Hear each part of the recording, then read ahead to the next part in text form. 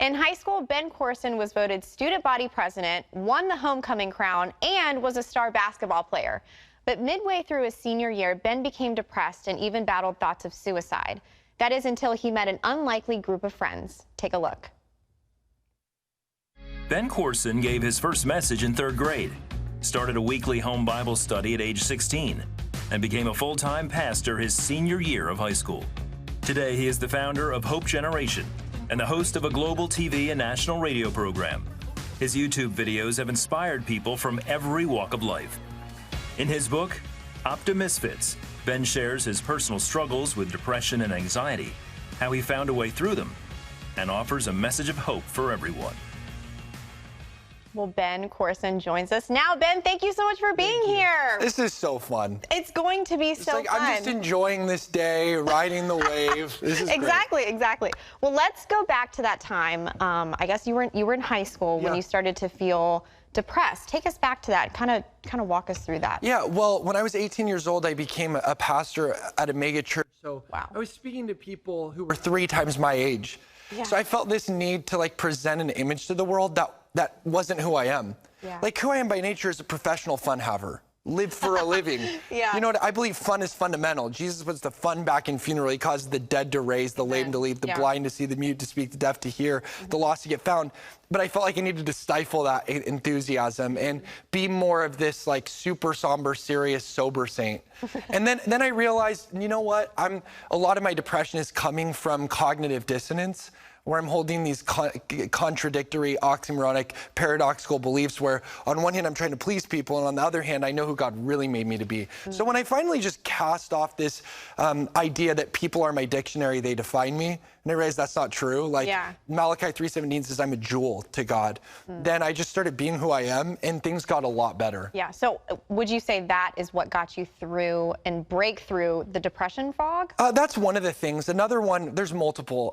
One of them is my friends. So it wasn't some complex intervention. It wasn't some 7-hour conversation over coffee or lying on a psychiatrist's couch, as great as all those things can be. For me personally, this is just my experience, it was friends who didn't say a word about my struggle. They just grabbed their skateboards and showed me that life could be crazy and fun again. Wow. That really brought me out. That's awesome. And you talk about that there is often a misunderstanding of living with depression.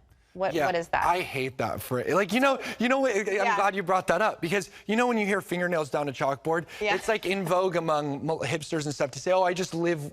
I'm going to learn to live with depression, as if that's a very wise thing to say. And I'm I'm unapologetic about saying that phrase is awful. We do not live with depression. We defeat it. Amen. And what we need is an army that never quits. That's what our generation is going to go down as. Not the mope generation, the hope generation. And I figure if we're on this mote of dust hurtling through a sunbeam at 67,000 miles per hour, we might as well change it while we're here. We're not going to say, with my short time here, I'm going to live with depression. I'm going to learn how to. No, we're going to defeat it and we're going to fight it. And we used to be scared of the dark, but now the dark's going to be scared of us. Ooh, okay, you're preaching this morning. You're preaching, you're preaching. Well, let's talk about the title of the book, Optimisfits. Where did that term even come from and what exactly does that mean? Well, if you put it into your Word document, your spell check's going to go into spasms because it's not a real word. I've noticed. It's made up. It's made up. And my brother-in-law made it up.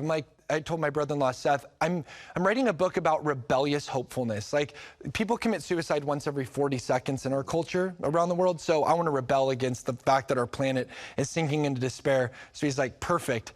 Optimisfits. So it just means optimistic misfit. Somebody who lives as a nonconformist adventurer with wild abandonment, childlike wonder, and sacred Jesus joy. And that's what Optimisfits is. I love it. I love it. Well, why do you think our culture, and especially the younger generations, anxiety and depression is rampant. Why do you think that is? Well, it's increased by 25% nationally, and the sociological data and research has clearly demonstrated that this is through social media. One of the reasons is social media. So the same dopamine loop that's triggered when you do drugs is triggered by social media. When you get texts, likes, and notifications, when you hear the phone buzz, it produces the same chemical that gambling does in your brain.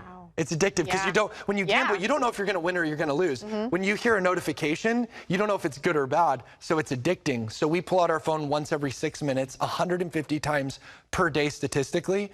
And so when we compare our behind the scenes with other people's highlight reels, this comparison game is the thief of our joy. Definitely.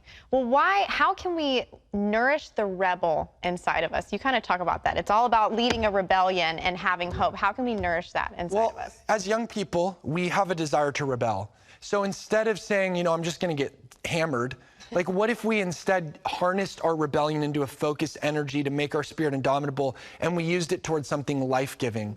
And instead of, like, we have enough dope dealers in the world today, we need more hope dealers. And I say, like, let's use our rebellion towards something that's going to build rather than break. Definitely. Do you think the younger generations are stirring a revival?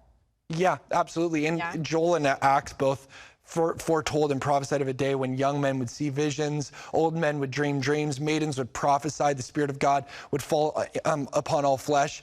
And I believe we're going to see a lot of Eeyores becoming Tiggers. I mean, we have enough people who tell it like it is. We need some more people who tell it like it can be, and I think we're seeing that today. You're definitely one of those people. Well, what would you have to say to someone who's struggling with hopelessness, who's struggling with depression or anxiety? What would you have to say to them this morning? So your breakdown is somebody else's breakthrough, and your scars, when you share them, they become stars. Like, people are impressed by our accomplishments, but they connect with our weaknesses. And so you no longer have to just say, hear my words theoretically. You can say, touch my wounds, just as Jesus did physically in the story. So I feel like if you're going through depression, just remember that life is like a glow stick. Sometimes you got to break before you shine. I really do believe that. And you might be at your rope's end, but you're never at your hope's end. So just relax and sit back, because every setback will be a setup for a comeback, because that's how our God works. That's so awesome. Well, where can people get more of the Optimisfits and Hope Generation, your radio and TV? Talk about that. Yeah, so our TV show is on 12 networks in 180 countries. And then, yeah, you can get Optimists anywhere books are sold. And you can find anything, all our stuff at just my website, bencourson.com. Or just type in Hope Generation to YouTube or Instagram or whatever, and that's where all our stuff is. Awesome. Well, Ben, thank you so much. The book is called Optimisfits, Igniting a Fierce Rebellion Against Hopelessness. It's available, like he said, wherever books are sold.